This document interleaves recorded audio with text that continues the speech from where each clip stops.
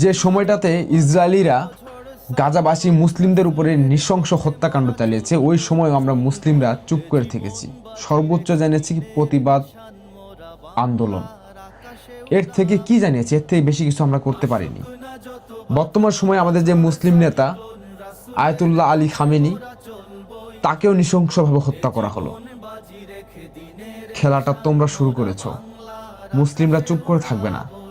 ইরানের সর্বোচ্চ নেতা আয়াতুল্লাহ আলী খামেনিকে হত্যা করার পরে ইরানের এক একটা যোদ্ধা যেন পাগলা ঘোড়ার মতো হয়ে গিয়েছে, এক একজন উন্মাদ যোদ্ধা হয়ে গিয়েছে। আর এ যোদ্ধাকে থামানো কঠিন, হয় তারা মারবে না হয় মরবে। এ মুসলিম জাতি মরতেই নামে মাঠে, শহীদি তামান্না নিয়েই যুদ্ধে নামে। এ মুসলিম জাতিকে মৃত্যু ভয় দেখিয়ে লাভ নেই। এ মুসলিম জাতি অতীতেও যোদ্ধা ছিল, এখনো যোদ্ধাই আছে। মানুষের ভদ্র ব্যবহার দেখলে তাকে দুর্বল ভেবো না।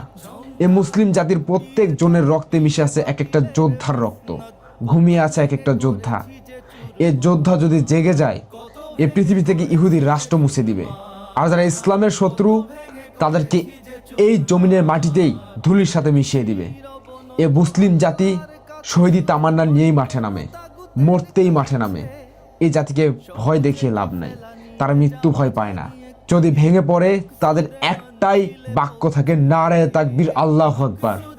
এই একটা বাক্য একটা মৃত মুসলিমকেও জীবিত করে তোলে, একটা দুর্বল মুসলিমকেও শহীদি তামান্না ভিতরে জাগিয়ে তোলে, একটা ভীতু মুসলিমকেও সাহস জুগিয়ে তোলে। এ মুসলিম জাতি ভয় পায় না, এ মুসলিম জাতি সাহসী, এ মুসলিম জাতি যুদ্ধ করতে জানে। এ মুসলিম জাতি মারতে না জানলেও নিজে মরতে হলেও মাঠে যাবে ইনশাআল্লাহ।